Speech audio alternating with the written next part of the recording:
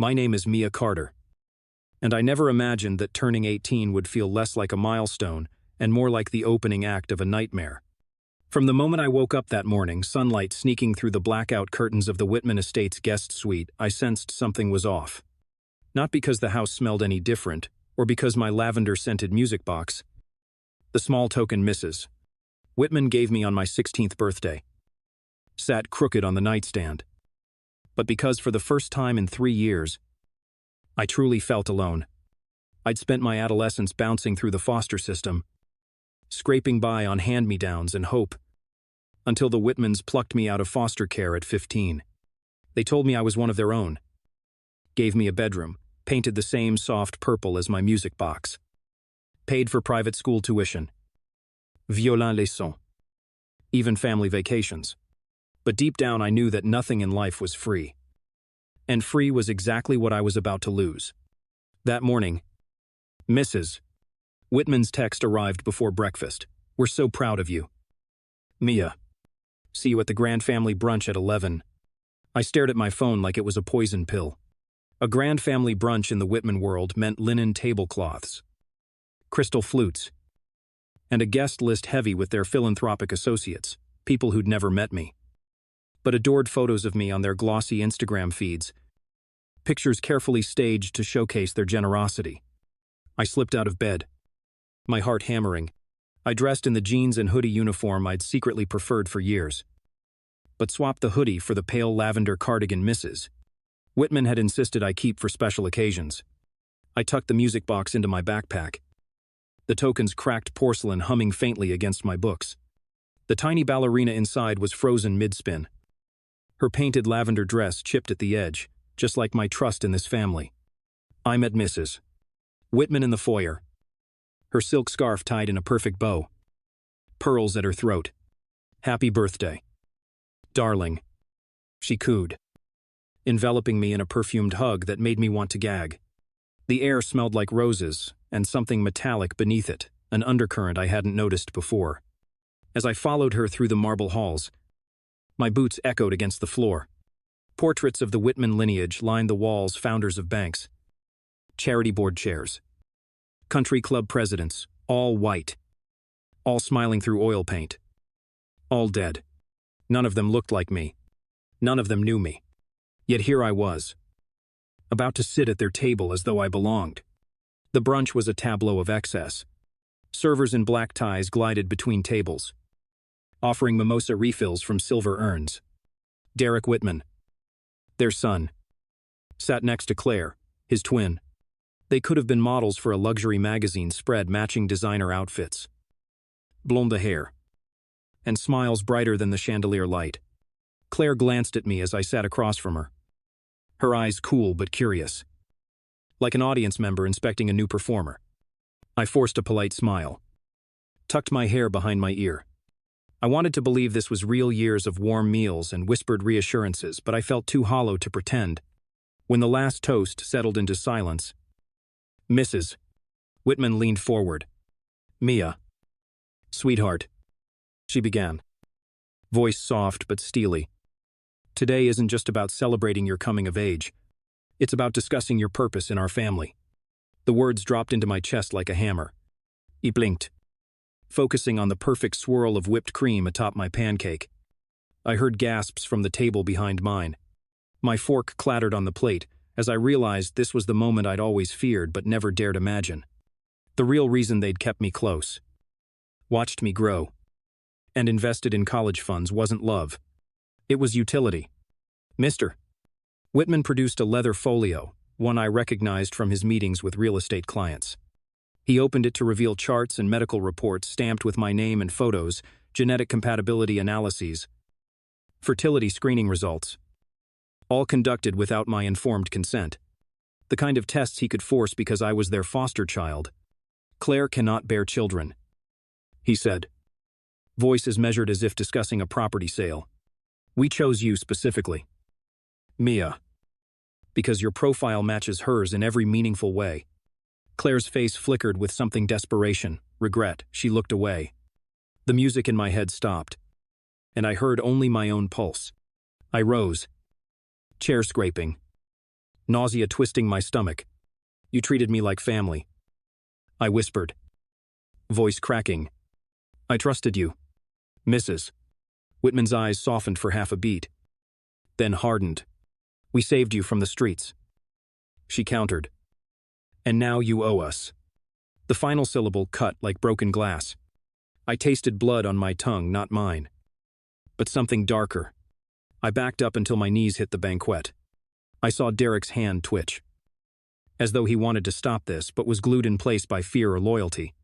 In that moment, I knew running away would look like betrayal, but staying would bury me alive. He bolted. Chairs dug into my palms as I rushed past stunned guests. A florist hovered with a tray of daisies, the symbol of innocence and new beginnings, ready to present to the birthday girl. I snatched one, petal skin soft, and stuffed it in my pocket as a talisman. In the hallway, I found the service stairs and sprinted, breathing laughter and terror into the cold stone walls. My lavender cardigan caught on a doorknob. I tore it free. The music box tumbled, cracked porcelain shattering against the tile. I stopped, shocked by the sound, but didn't look back. Each step echoed like a drumbeat of revolt. Out on the back lawn, I saw the edge of the estate's wrought iron gate, my escape and my cage. A black SUV idled by the drive, engine humming like a predator. I ran toward the trees, clutching the single daisy that felt as fragile as my hope. The grass was slick with dew, pricking at my ankles. Behind me, I heard Duke, the family dog, let out a single bark. Claire's scream followed more of misery than anger, echoing across the hedges. I broke through the tree line into the darkened neighborhood beyond, heart pounding so loudly, I was certain everyone could hear it. The street lamps flickered, porches wore empty chairs, and mailboxes held invitations I'd never open. I didn't stop until I reached Mrs. Chen's bakery shop. Doors locked but windows clear. Through the glass, I saw the rows of mooncakes and fortune cookies, the single string of yellow fairy lights dangling over the counter. I pressed my hand to the cool glass, breath misting the pain. Inside, a single daisy and a chipped mug sat on the counter just like mine, only more worn. My lungs burned. But I knew this was where I belonged. Not with the dolls who thought they owned me. I wrapped my fingers around the door handle, hoping it would turn. And as I pushed it open, I realized that the real test wasn't running, it was deciding what to do next. Because once they knew I was gone, they'd use every resource to find me: phone trackers, private investigators, maybe even the FBI connections Mr. Whitman boasted about at charity galas. But I had something they didn't: community. The foster kids who whispered warnings in the hallway like ghosts, the neighbors who noticed things and didn't ask questions, and that one violin teacher who once told me, "Always hold on to your own voice." Now I just needed to find her. My heart hammered against my ribs as I stepped inside. The bell above the door tinkled, like the opening note of a symphony I'd been too afraid to play. I scanned the empty shop and spotted Mrs. Chen's note stuck to the counter: "If you're here, you're safe. Wait for the signal." Beneath it lay a small envelope stamped with an address and time. I tore it open, unfolded the paper, and swallowed hard at what I read. The address was familiar: Miss Petrova's house. The violin teacher who'd taught me to play Largo in A minor, the summer I first learned to hope. The time was midnight.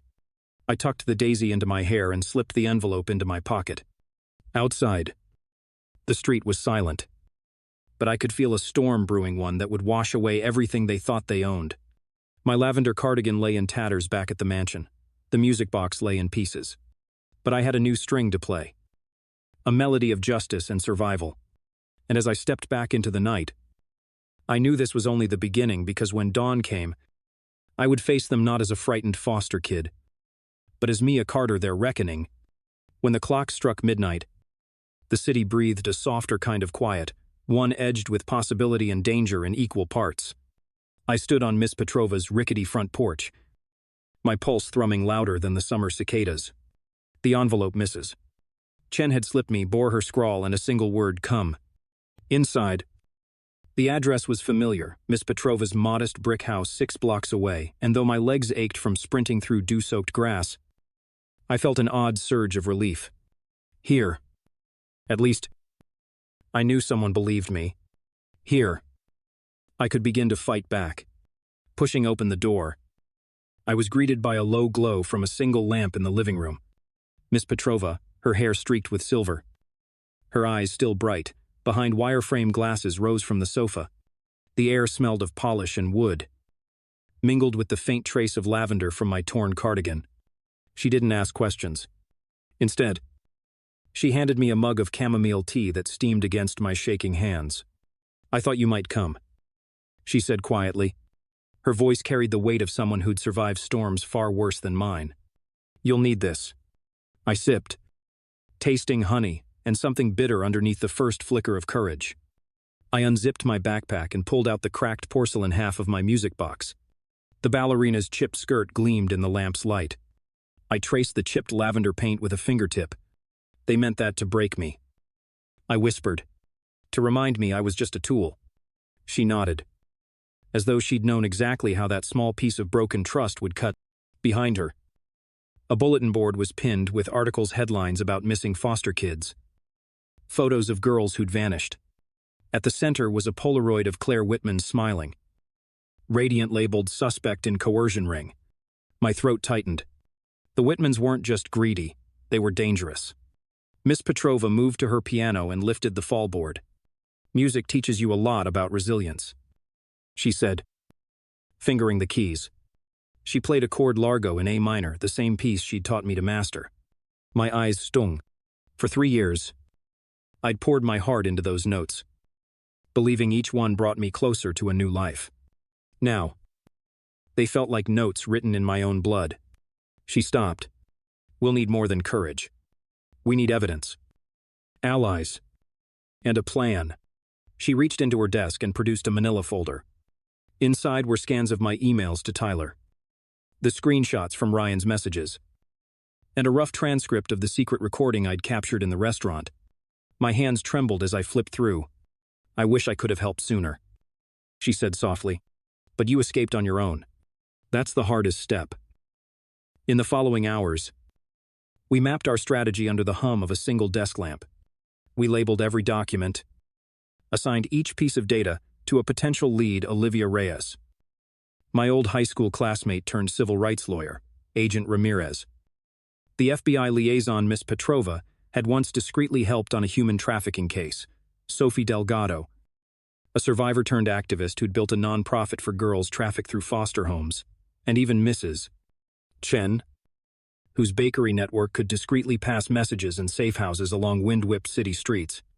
I stared at the map of Chicago with its neighborhoods sketched in colored pens, North Shore suburbs shaded in lavender, the downtown district in steel gray, neighborhoods of color in vibrant daisies and sunflowers, symbols of hope and community. By dawn, we'd made contact. Olivia agreed to meet in a discreet cafe near Lincoln Park. Agent Ramirez sent a cryptic text, "I'll be there at noon. Wear something inconspicuous." Sophie Delgado forwarded links to support networks and a meeting spot in Pilsen. Each new name felt like a lifeline thrown into the whirlpool of fear and betrayal. But the scariest message came unexpectedly, a text from Tyler Nguyen. It read, "Mia. It's me. We need to talk. Trust no one." My heart twisted. Even now, after everything, he still believed I might trust him. But I'd learned that trust was a weapon they wielded as skillfully as scalpels. I deleted his message, my thumb hovering a moment before confirming. I didn't need Tyler's half-truths. I needed real allies. I spent that morning assembling a digital dossier, encrypting files on a USB drive Olivia would carry. I wrote a press release draft for Sophie's nonprofit blog, detailing the Whitman scheme in neutral, verifiable language, no sensationalism, just facts and dates. But the hardest part was rehearsing my own testimony. In front of Miss Petrova's mirror, I practiced steadying my voice, controlling the tremor in my hands, finding that thread of steel beneath the fear. The reflection that stared back wasn't the frightened foster kid. It was someone who had lived under the Whitman roof long enough to see every lie, every manipulation, Every bruise I'd concealed. I squared my shoulders. My lavender cardigan was gone. But beneath my jacket, I'd pinned a single white daisy against my heart, Sophie's gift. A symbol that even in the darkest turf of suburbia, brightness could push through. That afternoon, I slipped from Miss Petrova's house into the city's pulse. The L rattled below me as I headed to Lincoln Park. I passed murals celebrating community. Playgrounds where children of all backgrounds chased each other. The scent of churros from a street vendor mixing with the scent of rain. It struck me that the Whitmans had tried to cage me inside a gilded prison. But this city, its diversity, its neighborhoods so richly woven, belonged to all of us. Not just those with money and influence. Each step felt like reclaiming a piece of my own story. I found Olivia's cafe, a converted brownstone with frosted glass windows and mismatched vintage chairs. I slid into a corner booth and watched as Olivia Reyes arrived. Her stride confident. Her briefcase in hand. She greeted me with a nod. Sat. And unfolded a stack of documents she'd drafted cease and desist letters. Sub buenas. A motion to freeze Whitman assets pending investigation. They have lawyers, she said, tapping the table. Big ones. We'll need to move fast. I slid her the USB drive. Everything's on there, I said. She took it as though it was a bomb, careful. Deliberate. You did well, she said. I exhaled. For the first time, I felt the weight of a real fight settle in my bones. But the next twist came on the L ride home. As I stood near the door, the newspaper rack in the station caught my eye, a headline in bold type. Whitman Charity Gala, canceled amid allegations. My heart leapt. Already the seeds of suspicion were sprouting. Beneath the headline, a society columnist speculated that the Whitmans' philanthropic empire might collapse. But the article quoted a Whitman spokesperson calling the claims malicious fabrications. I felt a surge of adrenaline. They were on the defensive, and they didn't even know the worst was yet to come. Back at Miss Petrova's, the final piece clicked into place when Sophie Delgado called. Her voice was thick with emotion. I've spoken to 2 survivors. Both fled the Whitman home. One's willing to testify if we can guarantee anonymity. The other found refuge in Milwaukee. She has photos, Claire's baby bump costumes, lab notebooks from fertility clinics. My breath caught. Metadata from photos. Physical evidence of the Whitmans' twisted rehearsal for motherhood. It wasn't just me. It was a pattern. We can bring them forward safely. Sophie promised. But we need to present a united front. I told her I'd be ready. Night fell again. But I refused to let fear steal my rest. I laid out the white daisy on Miss Petrova's piano, its petals pure against the dark wood. She struck a chord. You're ready, she said. I traced a petal with my thumb. It seemed to glow under the lamplight, fragile yet unbreakable. Tomorrow, I said. Tomorrow we take it public. The room felt charged, as though the walls themselves had been waiting for this moment. I lay awake listening to the hum of the city wheels on tracks. Distancieront. The soft breathing of allies and strangers alike. And then came the message that made my blood run cold. A notification on my burner phone I thought I'd left behind. A photo of my daisy, pressed between the pages of a book on Miss Petrova's shelf. Caption, I know where you are. My heart hammered so loud I was sure Miss Petrova heard it. I sat up, chest heaving, clutching the daisy. Someone had slipped into that safe house. Someone was watching. The petals trembled in my hand. This was the moment everything pivoted. They could track me, threaten me, even take me back, but they hadn't broken me yet. I pressed the daisy to my lips. You won't break me, I whispered to the dark. And with that vow, I braced myself for whichever door would crash open next. By dawn, the air in Miss Petrova's parlor felt charged, as though every photon of light carried the echo of the night's threats. I rose from the bench where I'd fallen asleep in clothes I never meant to wear for more than a few terrifying hours, jeans frayed at the knees, a plain black t-shirt beneath my jacket, and that single white daisy pinned over my heart. The petals were still fresh, a fragile pop of hope against the exhaustion etched into my muscles. I drew in a shaky breath, anchoring myself to the moment I was alive. I was free. and today I would take back everything they thought belonged to them. Miss Petrova stirred in the kitchen, pouring coffee into two mismatched mugs. She offered me one, her lined face soft with concern. "You rested?" she asked. Though her voice betrayed that she knew the answer, I nodded, lifted my mug, and let the bitterness steady my nerves. Every heartbeat felt like a hammer striking an anvil raw. Relentless. True. Yesterday's plan, the dossier, the witnesses, the exposé, still held promise. But now it felt more urgent, like standing on the edge of a cliff. One misstep, one leaked detail, and the Whitmans would crumble our case, smear our reputations, bury us in legal traps. I cradled the mug, remembering the first time I'd learned that trust was both a shield and a blade. I was 13, in a grimy group home, and Miss Petrova showed up at my recital. She'd sat through every off-pitch note, every shaky bow stroke, then praised me as though I were a star. That night, her words became the first ember of something fierce inside me, a belief that I could be more than my circumstances. Now, that ember had become a flame.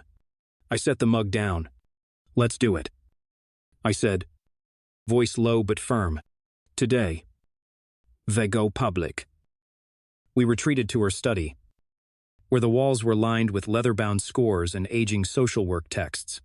Under a single desk lamp, we spread evidence across the polished wood photos of Claire practicing with a fake baby bump, printouts of fertility, clinic consultations, the restaurant audio recording, Ryan's draft contract with the Whitmans, text threads where Sophie's fellow survivors confirmed their stories. Each piece was a shard of truth, sharp enough to cut through the Whitmans' lies. I pressed my palm to a photo of Claire, smiling at a fertility appointment, her eyes hollow with longing, and I felt a bitter swell. She had been groomed as surely as I had, her own soul twisted by the same monstrous design. Miss Petrova handed me a tablet with the draft of the press release Olivia had polished overnight. It began with an account of my escape, then laid out, in clinical terms, the Whitmans' exploitation network coerced surrogacy, falsified medical records, manipulation of vulnerable foster youth. Beneath that, a section on the survivors' testimonies: Michelle from Milwaukee, Sarah, who'd vanished for years before resurfacing to help build our case, and the two who still feared for their safety. "Keep it concise," Miss Petrova said, "but don't hold back." I scrolled, the staccato rhythm of sentences rattling my resolve. Expose them fully, every chilling detail, and leave no safe harbor for their denials. We set a timeline. By noon, Sophie would publish the statement on her nonprofit's blog and social channels. Olivia would file motions in civil court. Agent Ramirez would circulate an internal memo within the FBI and, if we were lucky, refer it to a task force on human trafficking, and Miss Petrova would host a live stream interview on her modest but devoted follower base. I would step forward at 4 p.m.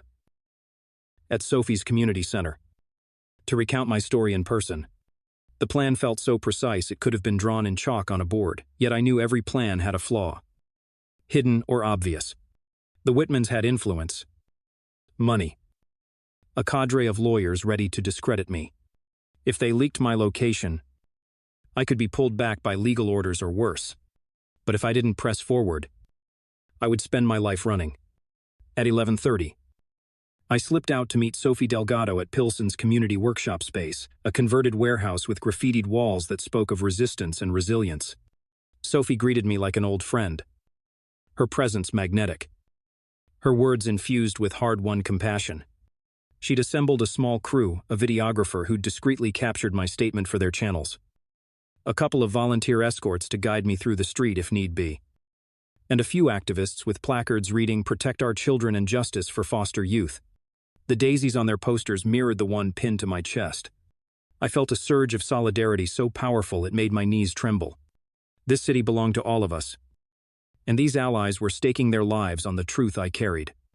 As we fired up the live stream, I felt Miss Petrova's hand on my shoulder through a side camera, her touch grounding me. The screen splashed my name and a tagline, "Survivor Testimony Exposing Coerced Surrogacy in Elite Foster Homes." The chat window flickered to life with support hearts, prayers, We believe you. Stay safe. Underneath, trolls had already started mocking lavender-lunged drama queen and attention seeker. But the good outweighed the bad. I took a breath. Found my voice. My name is Mia Carter. I began. Tone steady. And I was raised by a family who loved me only until they could use me. As I spoke, I felt the anger that had simmered inside me for so long crystallize into purpose. I recounted the first time misses. Whitman hugged me with that perfumed insistence. The months of routine blood draws and MRI scans masquerading as healthcare. The day I discovered the medical charts in the attic. My words painted a picture of ordinary cruelty, the kind that hid behind charity gala invites and glossy thank you notes. Midway through, a notification popped at the bottom of my screen, a message from an anonymous user who'd been watching in silence. We have clients willing to talk. Subpoena their accounts now. My heart leapt. Even in the press of the moment, I felt the walls expand. This wasn't just my fight, it was a movement. But then, as I concluded my statement, the sky above the warehouse windows darkened suddenly. In Chicago, unexpected storms felt like a warning. Rain began pelting the glass. The thunder a low growl. The live stream feed flickered. The videographer scrambled to shield the camera. Sophie's voice crackled. Technical difficulties stand by. My stomach clenched. Was it a simple storm? Or someone testing our resolve? I pressed on. This is real. And we will not be silenced. The chat rallied again. But the feed cut out. The screen went blank. Silence pressed in. Inside the warehouse, torches of electricity flickered overhead. People exchanged glances. Did it originate from a tripped breaker? Or was it sabotage? Sophie's assistant hoisted a flashlight. I blinked in the sudden half-light, hearing the edge of panic in the volunteers' voices. Then, from outside, a distant siren wailed, slicing through the thunder. Me pulse slammed against my ribs. Every moment that tech failed, I lost control over the story. If it didn't go public now, the Whitmans could strike first, deny everything. Label me a runaway who'd fabricated lies. I gripped the daisies pinned to my chest, feeling their weight. Keep recording on phones. I instructed, voice firm. We'll go back up.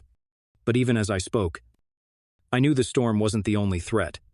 The final piece clicked into place with an ominous clarity. The feed's blackout had come at precisely 12:20, exactly 10 minutes after Sophie posted publicly. It was no accident. Someone had hacked us. The warehouse lights flickered up briefly, revealing Sophie's face etched with resolve. We press on, she said, rallying everyone. I imagined the Whitmans watching through their security feeds, smug at our interruption. I pictured Mr. Whitman in his study, sipping scotch as tech experts zapped our signal, confident they'd gummed up our narrative. But he didn't know the city's true power, its people. In seconds, hundreds of small screens lit across Chicago, activists and allies recording on their phones, shouting my name into their cameras, their own mini-streams broadcast to social networks. They became my amplification, their testimonies weaving into one larger voice. The daisies in my pocket fluttered, as though stirred by a breeze. We weren't alone. By mid-afternoon, word had spread beyond Chicago bloggers, podcasters. National reporters were picking up the story. Emails flooded my inbox, offers of interviews, tips on protective measures, solidarity statements from foster youth networks. Yet amid the storm of support, a chilling message arrived on my secure line, a photo of Miss Petrova's front door, splintered at the lock. That same white daisy left on the threshold. No noche? No signature, just the flower. A silent challenge. I can find you anywhere. My hands shook as I stared at the image. The symbol of hope had become a harbinger of danger. In that instant, I realized the Whitmans weren't just powerful, they were personal. And they would stop at nothing to silence me. I ended the day standing in the downpour outside Sophie's warehouse, rain soaking through my jacket, chasing tears down my cheeks. But I felt stronger than I'd ever felt. Each drop felt like a baptism washing away the fear, baptizing me into something new. I pulled the daisy from my lapel and held it aloft against the charcoal sky. Its petals bent but did not break. I whispered, They can't break me. And even as lightning arced across the horizon, illuminating the warehouse in stark white, I knew this was far from over. Tomorrow, I would face the storm head-on, armed with the city's voice and a single daisy, that fragile, unbroken symbol of hope. But tonight, I stood in the rain, feeling every thunderclap drum a promise. The fight had only just begun.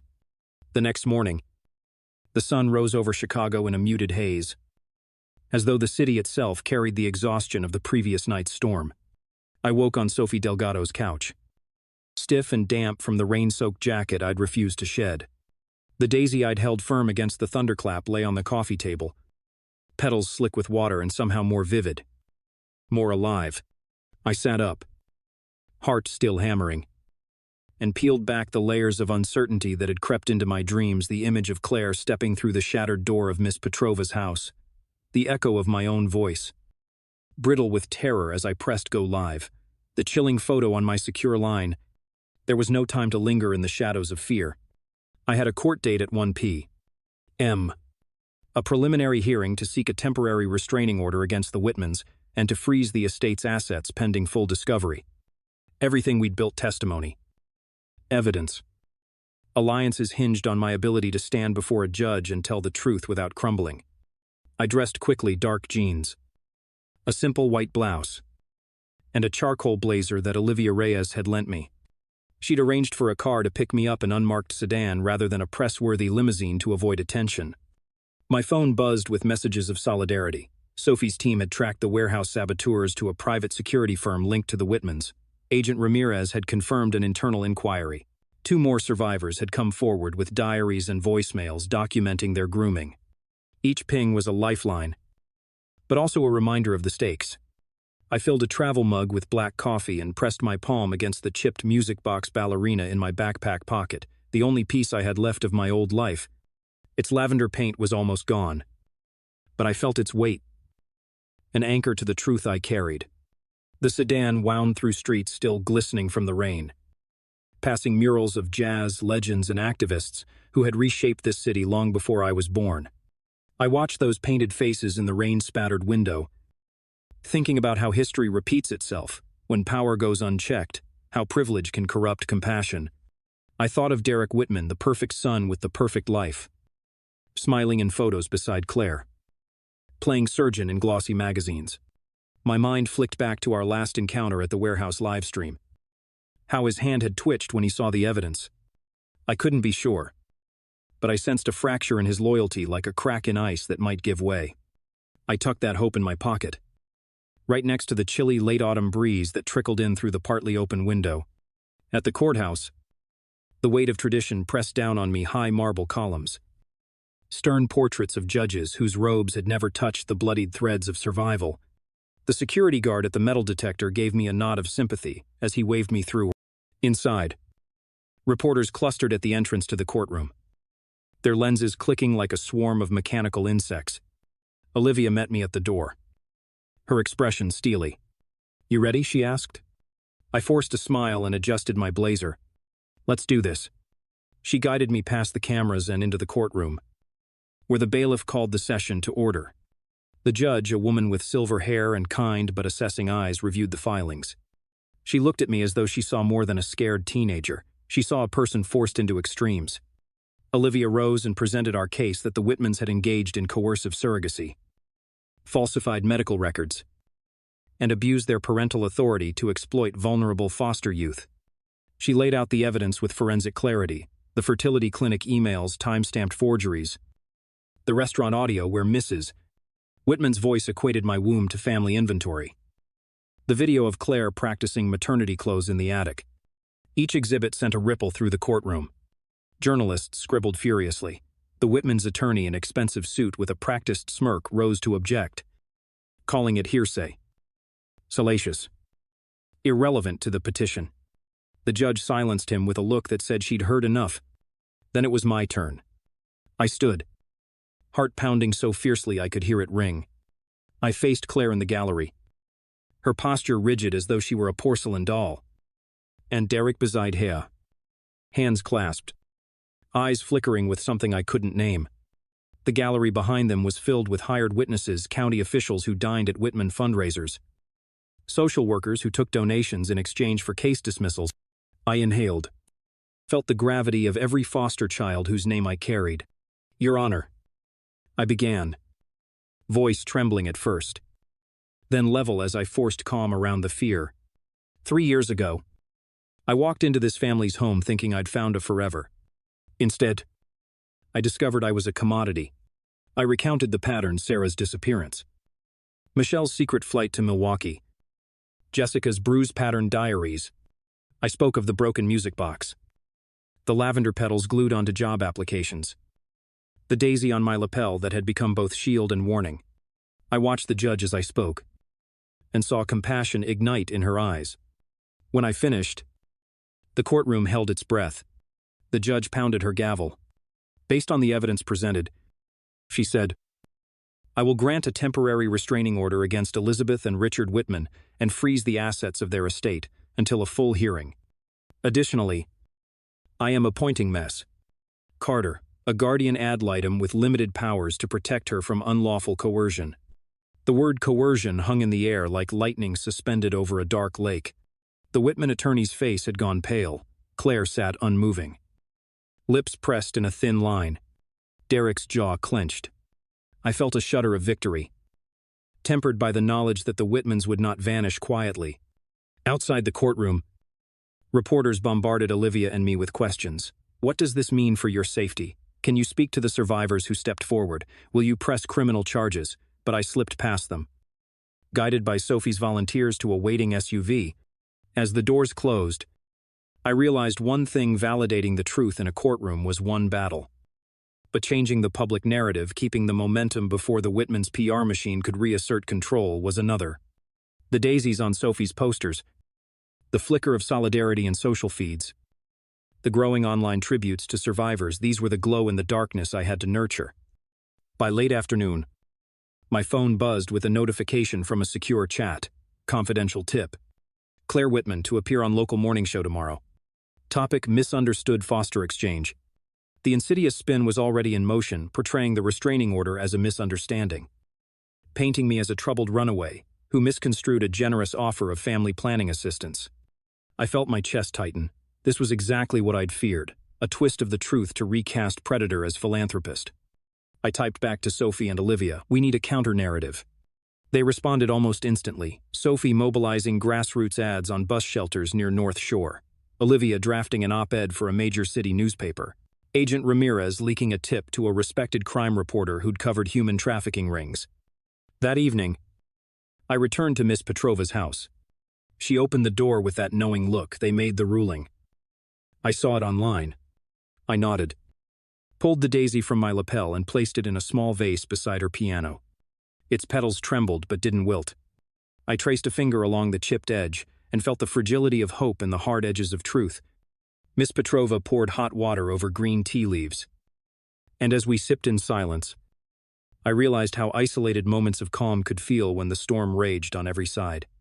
We talked late into the night, planning tomorrow's media blitz, how I would speak on the morning show to rebut the spin, how would live stream live deposition footage, how local shelters would host safe space story hours for foster kids to share experiences. Each idea was a small beacon, a way to keep the story moving forward. But just as I began to feel the solid ground beneath my feet, my phone pinged with a message that made my blood run cold: an untraceable number. A photo of Derek Whitman leaving the courthouse with an envelope in hand. The judge's chambers in the background. The caption read, "He knows more than you think." My breath caught. Derek perfect. Privileged, Derek wasn't just a bystander. He was a player. And maybe more than one side had recruited him. If he was feeding me to the flames or guiding me towards safety, I couldn't tell. I stared at the image, heart lurching. The daisy in the vase quivered, as though stirred by an unseen breeze.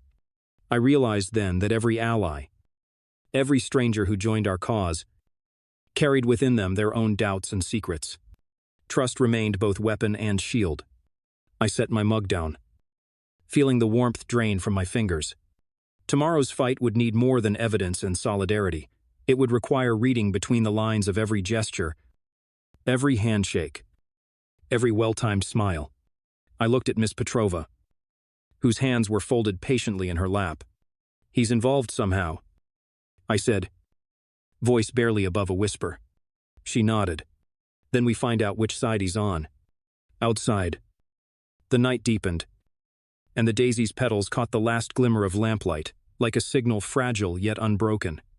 I took a shuddering breath, bracing for what came next, knowing that with the Whitmans, the war would be waged not just in courtrooms and news feeds, but in the space where trust and betrayal intertwined most dangerously.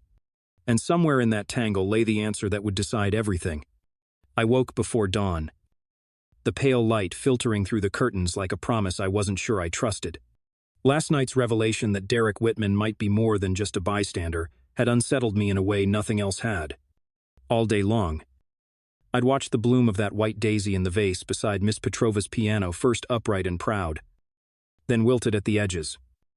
Then, in the soft lamplight, lifting again as though cupped by an unseen hand. It was both comforting and ominous. A reminder that hope and danger grew side by side. I dressed in the outfit Olivia had prepared for my morning show appearance, a navy sheath dress with a subtle herringbone pattern. Sleeves ending just below the elbow. A small lapel pin shaped like a daisy, Sophie's gift, a way to carry our movement onto national television. I clipped my hair into a low chignon and applied makeup that would read warmly on camera, but still let my freckles show I needed authenticity more than polish. In my bag, I packed the USB drive of evidence, my phone with a burner line, and a tiny folded scrap of paper with Derek's encrypted message, "Meet me at the old boat launch. 5 p.m. Ask new questions." No location details.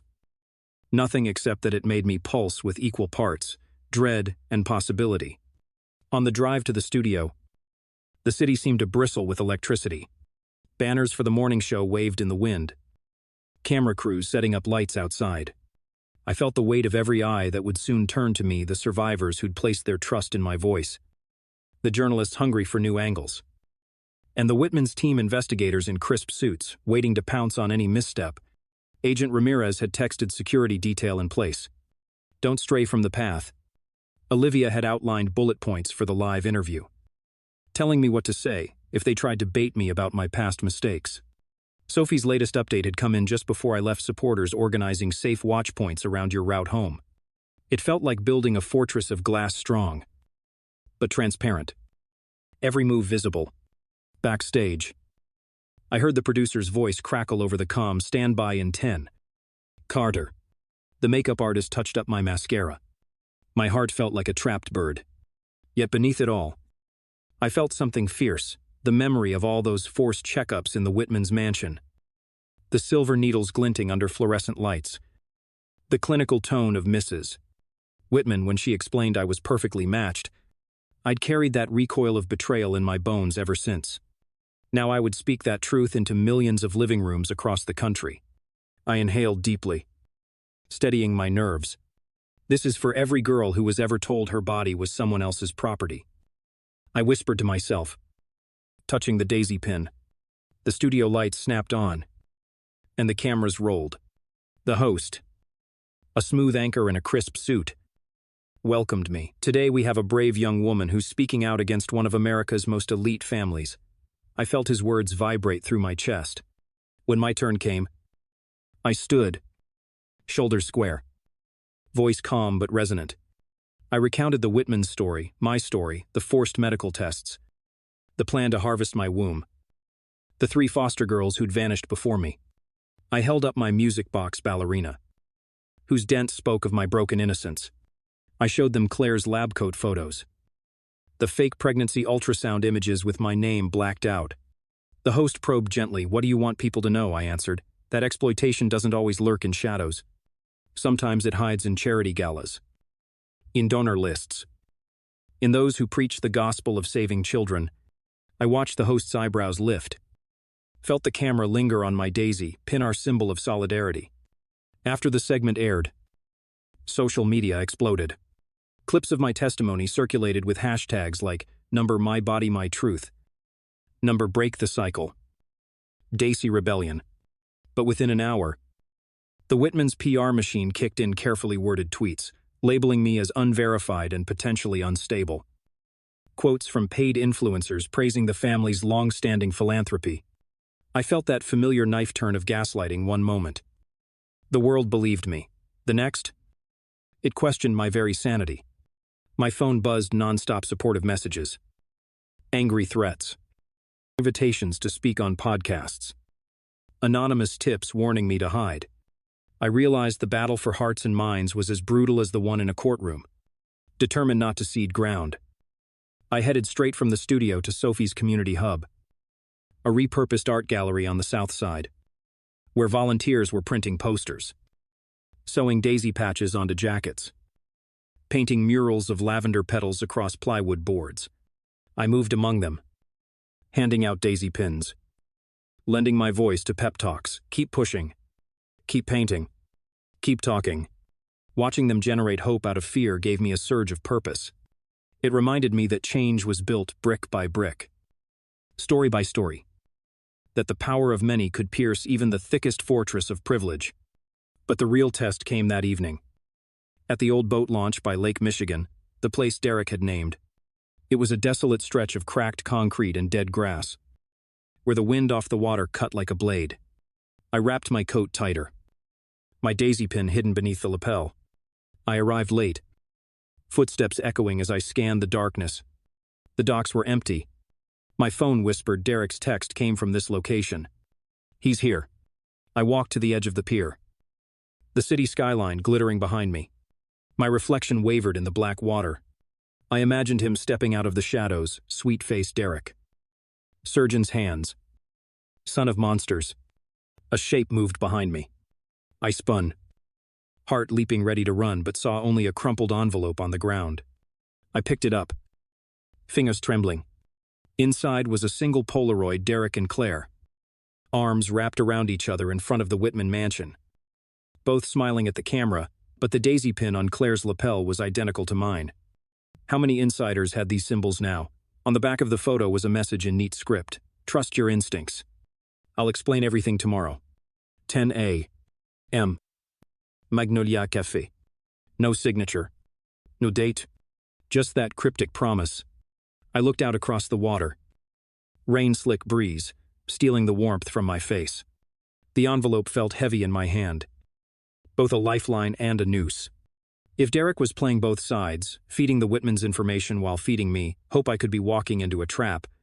Or maybe he was the one true ally. The key to the inner workings of a family built on blood money. I pressed my palm to my chest, feeling the daisy's petals beneath my dress shirt. A symbol that once meant solidarity now felt like a target painted on my heart. As I turned to leave, my phone buzzed with an alert, a breaking news banner on my secure line: FBI agent Ramirez placed on leave pending internal investigation. My breath caught. The man who'd promised protection was now under scrutiny. Was it a coincidence, or had the Whitmans used their influence in federal circles to neutralize our strongest ally? I felt cold dread curl in my stomach. The pier swayed beneath my weight, the city's lights refracting in watery shards. If Ramirez was compromised, the fortress walls were closing in, clutching the Polaroid and the daisy pin. I fled down the pier. Every shadow a potential ambush. Every gust of wind a whisper of betrayal. By the time I reached my car, rain had begun to fall, misting the windshield like tears I couldn't shed. I saw my reflection in the glass, dark circles under my eyes, and shoulders hunched against the storm, but also a spark in my gaze that hadn't been there before. I no longer felt like a scared foster kid running from a gilded cage. I felt like someone who had been broken, scattered, and yet somehow pieced back together with shards of truth and petals of hope. As I drove away from the lake, the city's lights behind me shimmered through the rain. I clutched the Polaroid to my heart and whispered into the darkness, tomorrow, I'll go to Magnolia Cafe. Tomorrow, I'll find out if I'm walking into salvation or destruction. The headlights carved a path through the wet streets, leading me toward uncertainty. But one thing was clear: I wasn't turning back. Not now. Not ever. And as the daisy pin pressed against my chest, I vowed that no matter who betrayed me next, even if it was someone I once loved, I would stand. I would fight. and I would make sure the truth bloomed, even in the harshest storm. When I pushed open the door of Magnolia Cafe at 10 a.m., the aroma of freshly ground espresso mingled with the faint notes of cinnamon rolls. A scent so ordinary it felt like a lifeline. Derek Whitman sat in the corner booth. Sleeves rolled up. He loosened. His usually immaculate posture slackened as if the weight of untold truths had finally bowed him. The morning sunlight slanted through the window, catching dust motes dancing above his head. And I saw then that he wasn't alone. Beside him sat Agent Ramirez, face drawn but eyes resolute. And across the table, Olivia Reyes and Sophie Delgado, her daisy pin gleaming on her lapel. My heart thumped. This meeting was not just a negotiation. It was a reckoning. I carried the Polaroid of Claire and Derek, their matching daisy pins pressed against my chest. And I reminded myself that symbols could be both weapons and shields. Taking the seat opposite Derek, I let my eyes sweep the table, gauging the lines of loyalty etched on each face. I didn't believe you at first. I began, voice level but raw beneath. Because you were one of them. The words hit him like a verdict. He swallowed, ran a trembling hand through his hair. I know, he said quietly, and I hate myself for it. Ramirez leaned forward, folding his hands. Agent Ramirez is back on duty, he announced. The internal probe found evidence of Whitman tampering. He's reinstated. Relief and tension wrestled in my chest. Our strongest ally had nearly been silenced by the very influence we were fighting. Derek exhaled and placed a packet of manila envelopes on the table. I opened the first copies of bank transfers, monthly sums from the Whitman estate to a small private foundation. Derek had secretly set up funds, siphoned from family wealth, to back my legal defense and to support a coalition of survivors. My breath caught. The network I'd thought ramshackle had been woven more deeply than I realized. I thought I was helping them, Derek confessed, voice breaking. I was complicit in the shadow games, covering up bad press, redirecting attention. But when I found those ultrasound doll photos in Claire's room, the ones Jessica took, he nodded at Sophie. I couldn't stay quiet. Sophie offered me a grim smile. She kept practicing motherhood in case she had to step in. That obsession ran back a decade. I traced the Polaroid's edge with a fingertip. The chipped porcelain of my music box, Ballerina, resurfacing in my mind, the sweetness of first love twisted into the cruelty of control. Why now, I asked Derek. Why risk everything? He ran a hand over the backs of the envelopes. Because you showed me what it meant to be truly family people who believe in each other's worth. Not just what they can harvest. I was tired of hiding behind a veneer of goodwill while my own sister plotted to exploit the most vulnerable. Olivia flipped through documents, emails from Claire to fertility consults, billing statements for forensic pathology consultations, hard evidence, laying bare a pattern of predatory behavior under the Whitman's roof. With this, Olivia said, lifting a stack of signed affidavits from other survivors, we can file criminal charges for coerced surrogacy, conspiracy, and fraud. The media narrative shifts when there's a suspect at the table. Today, we present the DA with a complete dossier. I felt the adrenaline surge. We were closing the net around the family who'd tried to own me, literally and figuratively. But the final twist came when Derek hesitated, gaze darting to Sophie. There's one more thing, he said. Sophie's eyes hardened. Go on. He slid a smaller envelope across the table. Inside were video files from hidden cameras Derek had secretly maintained in the mansion, the attic where Claire rehearsed her false pregnancies, the basement where the medical tests were performed, backdoor meetings between the Whitmans and off-the-books fertility doctors. Each frame was a drop of poison, a binding confession. My stomach churned. The same halls that once echoed with promises of belonging had become stages for betrayal. But seeing the truth laid bare on that grainy monitor, I understood reclaiming my body and my story meant exposing every hidden corner of their lies. Agent Ramirez stood, clearing his throat. I'll deliver this to the DA's office personally. They're ready to indict. Sophie reached across and squeezed my hand. You did this, she said. Together, we did this. I closed my eyes and let the weight of the moment settle years of fear. The broken music box, the wilted daisy pressed between my ribs, all coalescing into a victory that still felt fragile. As I opened my eyes, I saw Derek rise as well, his frame stiff with the sense of exile.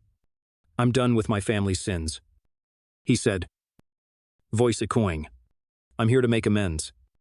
Outside, the cafe's bell jingled as passers-by, none knowing the storm transformed within, stepped in for coffee and conversation. I stood, smoothing the fold of my blouse. A final document lay under the video envelope, a letter from Claire herself, written in trembling script, confessing everything and begging for mercy for herself and for our family name. It was a confession and a plea. A final attempt to frame herself as tragic victim rather than architect of my suffering. My heart lurched. Mercy felt unimaginable. Yet I knew justice required the cooling of vengeance. I slid the letter back into the envelope, sealed it, and handed it to Ramirez. "Let the courts decide her fate," I said, voice steady. He nodded. Outside, the wind had lifted, sending golden leaves swirling across the sidewalk like petals in a storm. I stepped out into the light, feeling the daisy pin on my chest beat against my heart.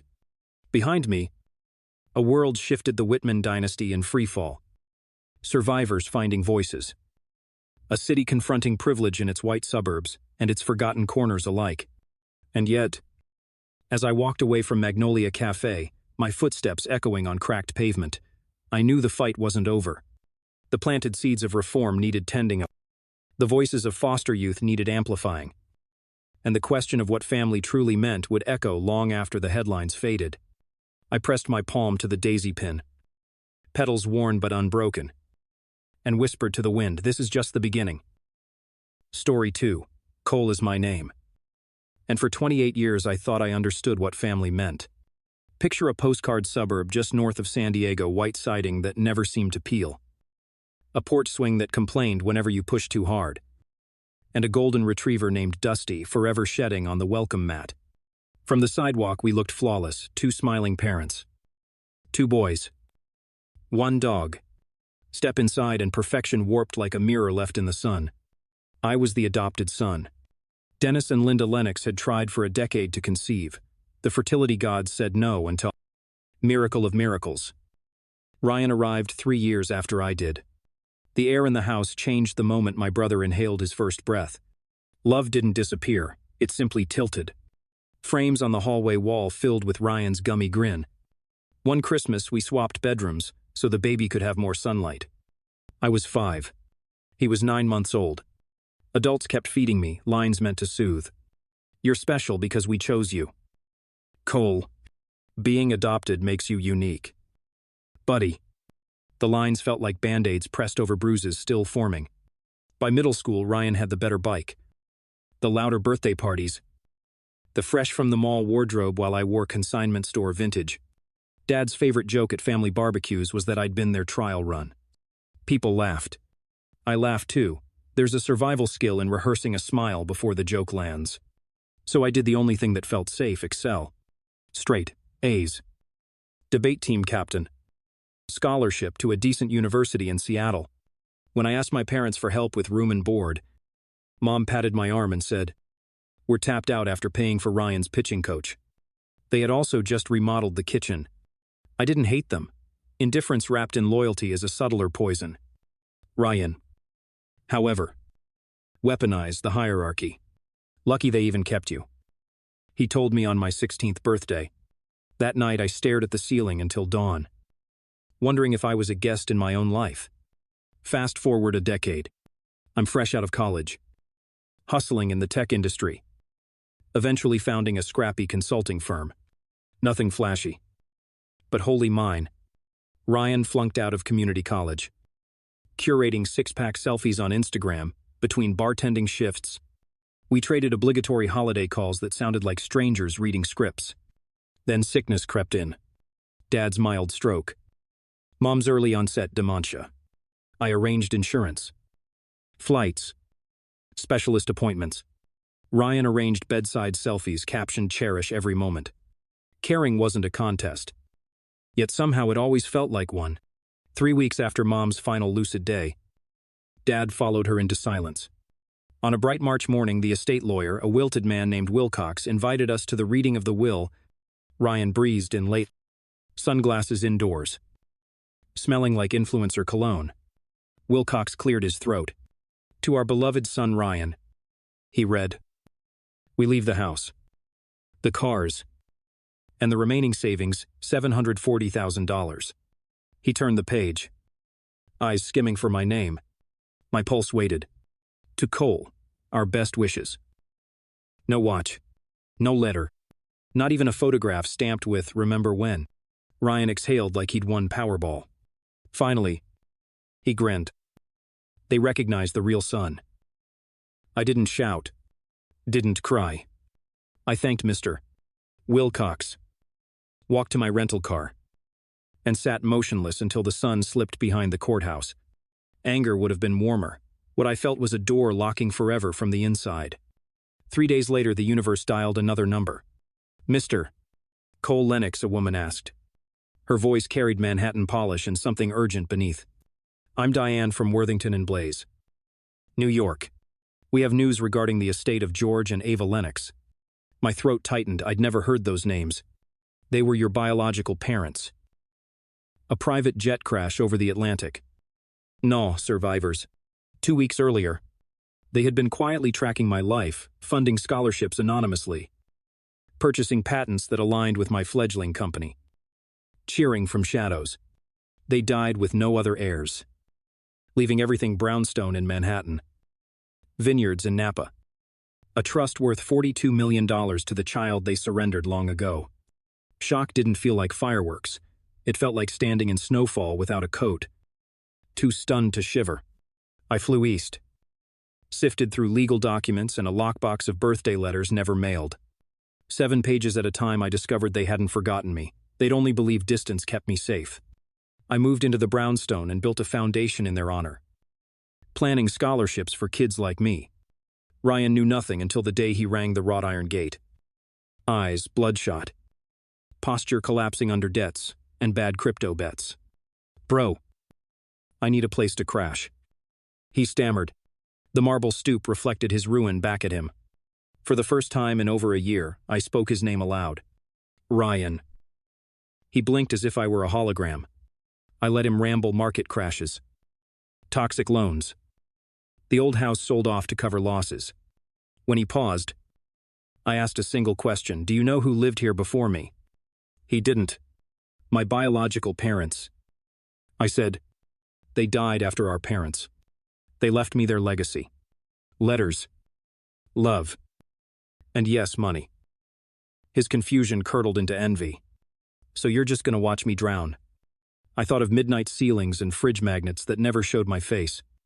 I floated alone for 28 years. I answered, "You'll learn." He left with a manila envelope, proof that every safety net had holes.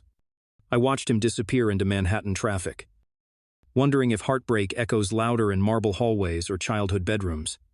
That night, an unfamiliar number lit my phone. A calm female voice, "Mr. Lennox. This is Elena, counsel for your biological mother's private trust. She instructed me to contact you only after your adoptive family reached out.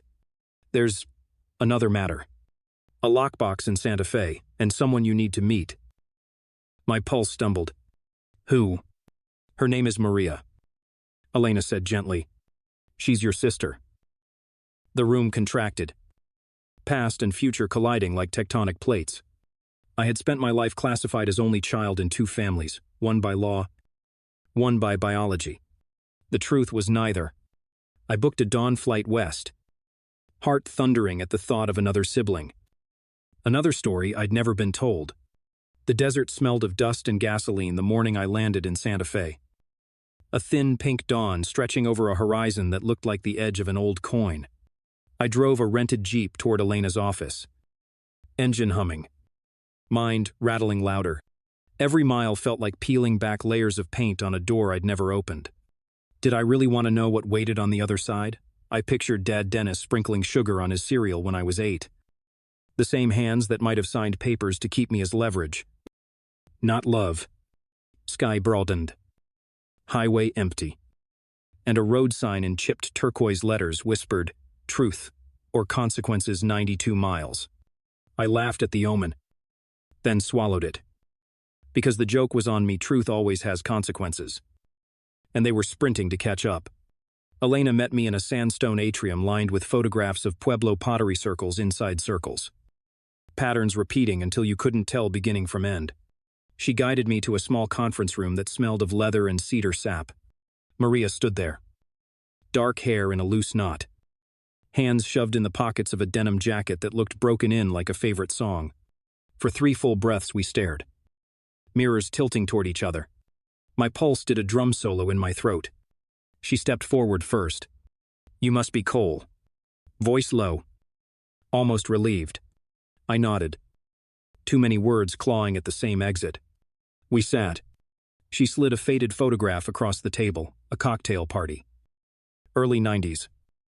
Ava mid-laugh. And in the far corner, Dennis. Half smile. Eyes sharp as a hawk watching rabbits. My stomach flipped. Maria said Ava found the picture years later and suspected Dennis blocked every path she tried to take to me. Maria's finger tapped the photo once. A judge's gavel. "Looks like motive," she whispered. The symbol wasn't lost on me. The man who taught me to ride a bike also stole a life that was never his to claim. The room shrank. Oxygen looping back on itself. And I realized silence could be as loud as grief. I told Maria about the will. The gate. Ryan begging at the doorstep. Her eyes flashed something between sympathy and steel. She leaned forward. "So what do you do with a ghost who's still ruining lives?" I stared at Dennis's frozen grin and answered without blinking. "You bring him into the light. Even if it burns." By noon we were driving south on Old Pecos Trail chasing Ash and Rumor. Elena had secured keys to a storage unit once rented under an alias that traced to Dennis's old pharmaceutical employer. Rusted corrugated door. Padlock. Easy to pop, too easy. Inside. Dust-coated filing cabinets. Cardboard boxes marked Clinical Trial DL. I swallowed. Dennis Lennox. We pried one open. Medical consent forms. Infant blood panels.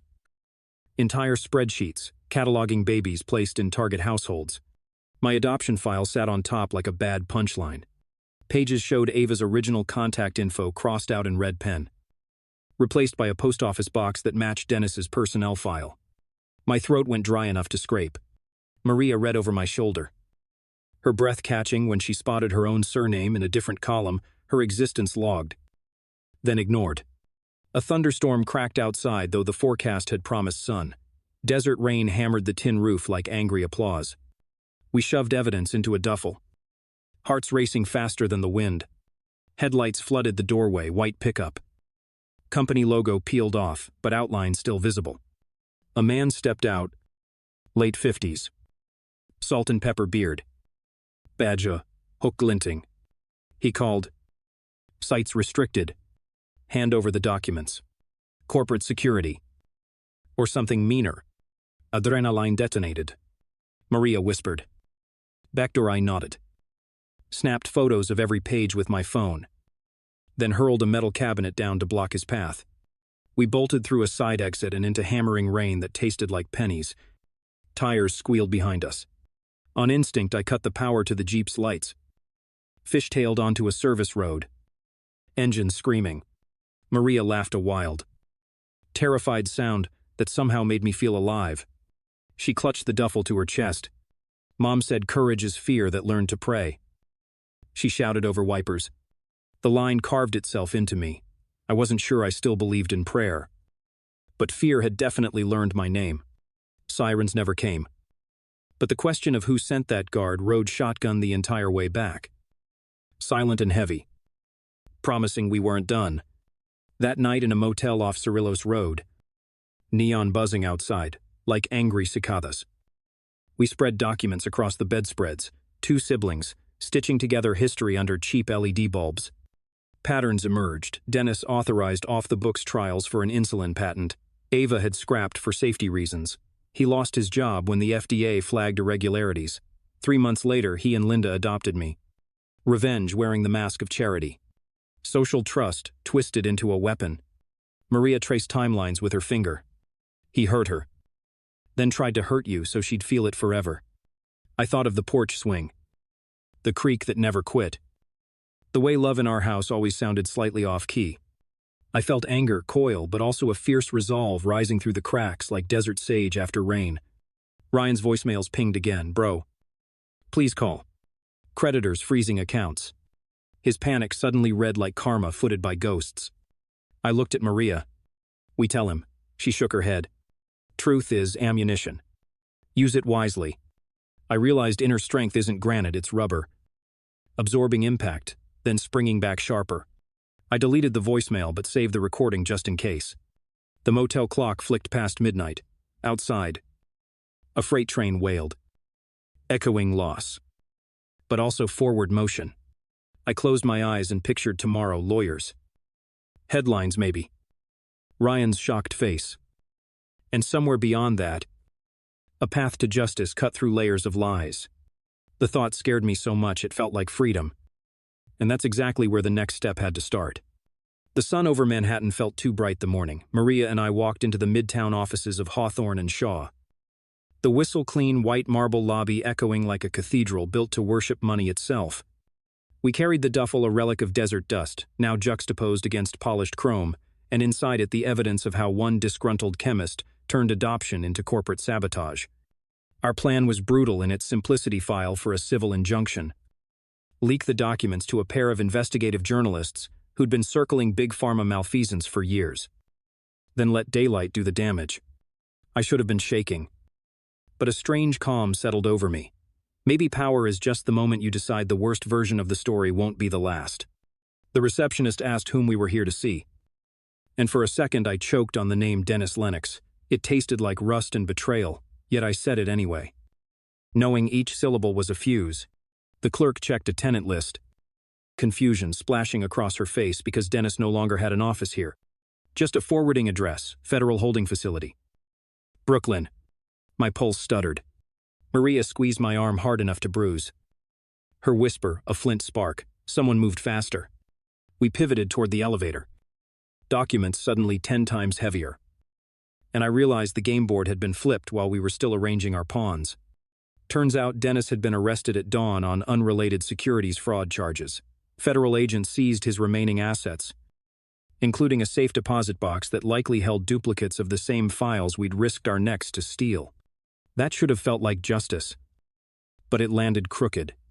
If Dennis was already cornered, leaking our evidence might look like piling on, and Ryan, who still clung to the Lennox surname like a life raft, would drown in collateral shame. We sat at a Turkish cafe down the block. Bitter coffee, cooling untouched. And argued the ethics. Maria believed truth is clean. Surgery cut out every tumor. No matter who bleeds. I worried about Ryan's paper-thin sobriety inside the foundation I'd forced him to join. The symbol clashed hard. My pursuit of transparency, upending the one fragile good I'd built. In the street, a delivery truck lurched past. Its side painted with a cartoon phoenix. Fresh graffiti added a set of rusted chains around the bird's neck. That image lodged deep rebirth shackled by history. I decided information could be timed the way surgeons time anesthesia, just enough to spare the heart while still saving the patient.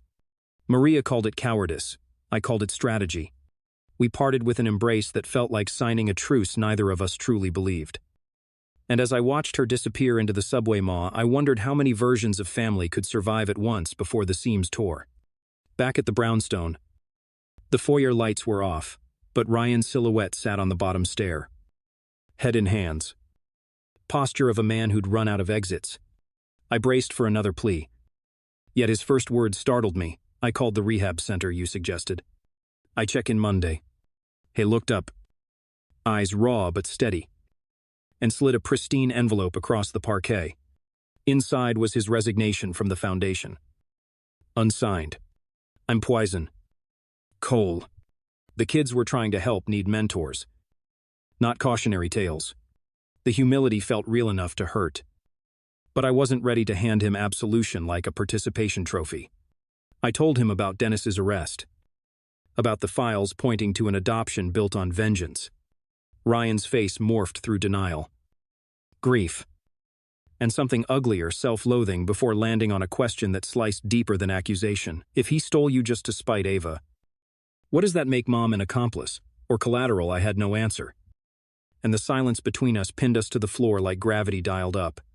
Somewhere within that void I saw the social fault line we'd lived on, men playing empire with children as currency. Women choosing silence to survive. Sons either worshipping or revolting against damage they never signed up for. Ryan wiped his eyes. Stood. And this time he offered a condition: let the lawyers handle Dad. Let me earn my keep where the kids can see me trying. Failing. Trying again. If I'm still poison in 6 months. Fire me publicly. His voice cracked but didn't break a sapling bending instead of splintering. I took the resignation, tore it in half, and told him day one started now. The relief in his shoulders looked exactly like confession. 2 weeks later, journalists dropped the pharmaceutical scandal anyway. Federal indictments make irresistible copy, and my phone burned with calls. Reporters wanted quotes. Investors wanted reassurance. Trolls wanted blood. I scheduled a press conference inside the community center our foundation funded. Standing beneath a mural the kids had painted of a tree, whose roots tangled into the shape of open hands. Symbolism so on the nose it almost embarrassed me. Yet as cameras flashed, I realized drama lives in the obvious. We all crave proof that good can grow from compost. I spoke plain words about corporate greed, about adoption ethics, about how revenge poisons every generation it touches. Mid-speech, I spotted Ryan off stage, guiding a nervous teenager toward the crowd, letting the boy hold the microphone for exactly 3 seconds before easing it back, sharing spotlight without surrendering structure. The knot in my chest loosened. Maybe redemption wasn't a finish line, but a practice. Like breathing. As applause fractured the room, I glimpsed Maria at the back. Arms folded. Eyes shining. She gave a small nod, the kind generals exchange when battles shift, but before I could push through the reporters, she was gone, leaving only the possibility that our family tree had more branches than shadows now. Night settled, and I climbed the brownstone stairs to the rooftop garden Ava once envisioned but never built. I'd planted citrus and lavender tubs last month, chasing the San Diego smells of a childhood that never truly felt like mine. And the blossoms hummed with city heat. I pulled out the final letter from her lockbox, the one labeled "Open when peace feels possible." Her handwriting looped steady as always. Forgiveness is not a gift you hand to the past. Cole, it's the oxygen mask you strap over the future. She told me to look out over any skyline and remember the distance between stars is mostly space, willing to hold light. I folded the paper, breathed in lemon and asphalt, and let the skyline answer with its 1,000 blinking windows, each one a story, a secret, a chance. Somewhere down on the street, a siren wailed, weaving through traffic like a reminder that chaos still prowls the edges. Yet up here the air tasted new, almost merciful. I closed my eyes and pictured tomorrow's horizon, knowing dawn will test every promise made in dark hours. The thought frightened me, and because it did, I knew I would chase it. Stepping forward into a city that finally felt wide enough for both the scars and the roots to stretch.